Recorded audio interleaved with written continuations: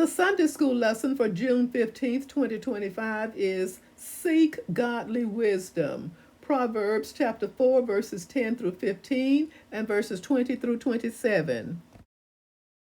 Welcome, viewers and subscribers to my channel, Read With Me. I am Audrey. If you are new here, please know that this is an audio reading of the lesson. Wisdom as the basis of stability. Proverbs chapter 4, verses 10 through 15. A father's faithful teaching. Proverbs chapter 4, verses 10 through 11. The early chapters of Proverbs consist of a series of exhortations given by a father, Solomon, to his son. Solomon followed an ancient Near East tradition of collecting wisdom to prepare his heir to rule the nation. Young people often wonder why the instructions of their elders matter. After all, times have changed. Yet the experience of many years has taught parents lessons that children have not yet had an opportunity to learn. In addition, if the parents are godly, they are basing their lives on principles that will never change and are equally valid for every new generation. Solomon expressed confidence in his godly instruction he was passing down to his son, saying, I have taught thee in the way of wisdom. I have led thee in rightful paths. His teaching was not merely theoretical. He spoke of the way and paths.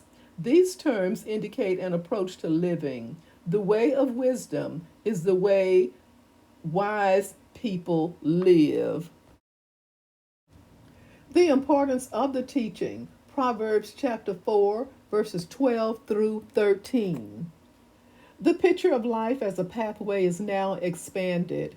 When thou goest, thy steps shall not be straitened. Straitened is an old word that means narrowed or impeded. The wicked fool follows the twisting, narrow path full of distressing circumstances, always having some act, motive, or statement to cover up. He makes his life incredibly complicated for himself.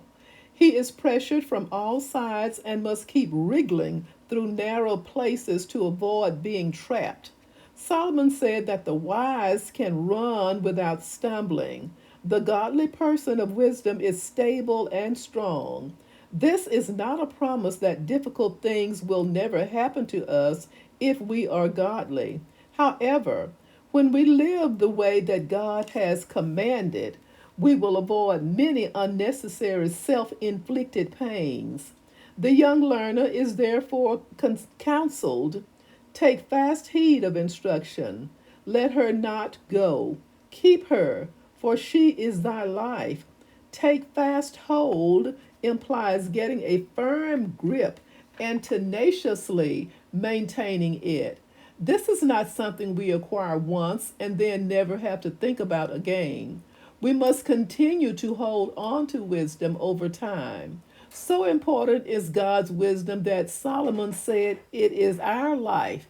We never outgrow it.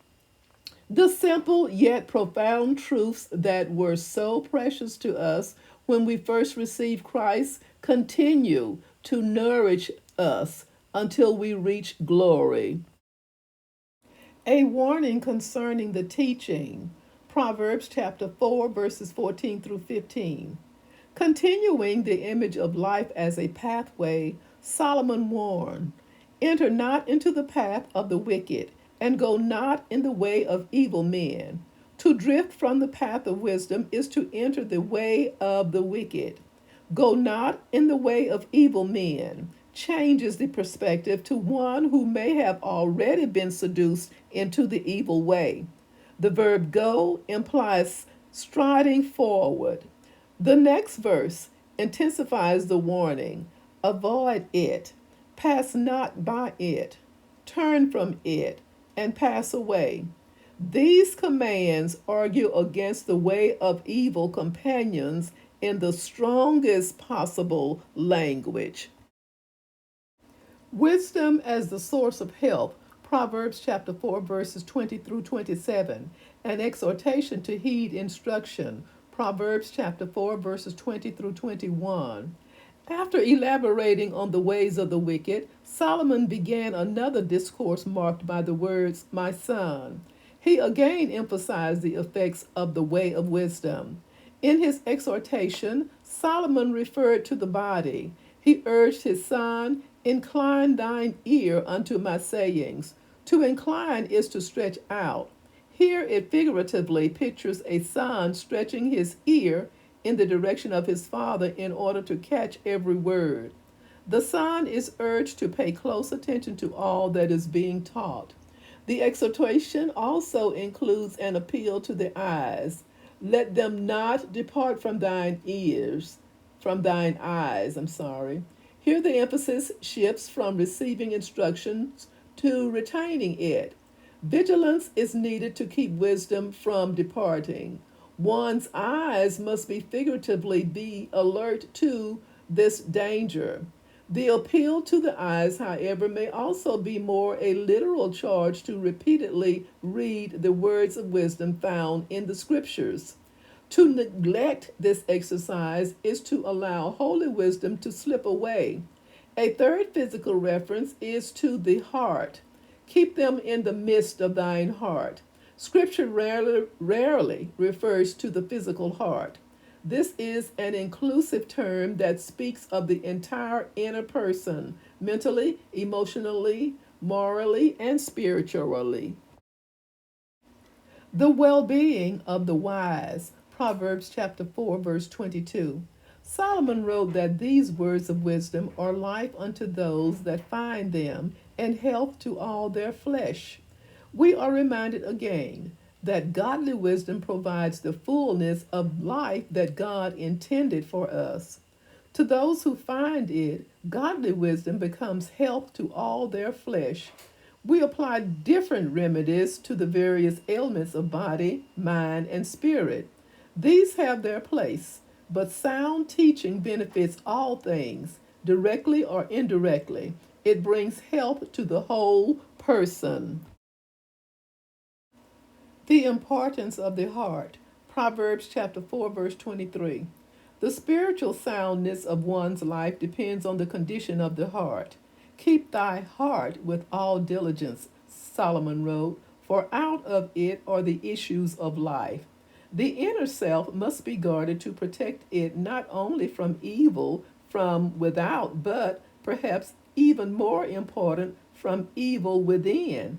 This is because in its fallen condition, the heart is deceitful above all things and desperately wicked. Jesus warned that the mouth speaks the evil in one's heart. Diligence is essential not only because of the heart's evil tendencies for evil, but also because of its power. Out of it are the issues of life. The heart refers to the whole inner being and is the spring of all of life, good or bad. Thoughts, motives, words, decisions, and actions all proceed from the heart. The whole direction of our lives hinges on control of our heart. Applications in daily conduct. Proverbs chapter 4, verses 24 through 27. What does it look like to guard the heart? First, Solomon wrote, "Put away from thee a froward mouth, and perverse lips put far from thee." Nothing reveals the content of the heart as quickly as one's words. A froward mouth speaks of deceitful speech that twists the truth. Perverse lips bring forth corrupt and unprofitable talk. We are counseled to put all evil words far away from us. The New Testament exhorts us to replace wicked words with those that edify. Only divine strength will enable us to do this, though, since sins of speech are often the last to be conquered. As the mouth needs to be controlled, so do the eyes. Let thine eyes look right on, and let thine eyelids look straight before thee. Life is full of potential distractions. To avoid these, we need to keep our eyes focused on the straight path. It is essential to pursue a holy life with singleness of purpose. The writer to the Hebrews portrayed this as running a race without distraction, keeping our eyes on him who has gone before. Solomon next counseled his son, ponder the path of thy feet, and let all thy ways be established. While the eyes stay focused on the right path, the feet follow and walk in it. We are instructed to carefully consider our actions. While Proverbs 4:26 states the proper use of the feet, verse 27 warns of their improper use. Turn not to the right hand, nor to the left, says Solomon. Remove thy foot from evil.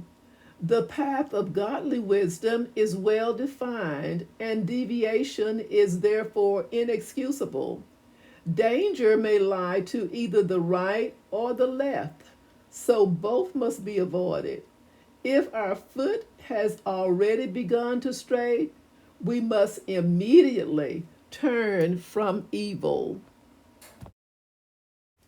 Thank you so much for listening. And if you so find it in your heart to do so, please subscribe to the channel.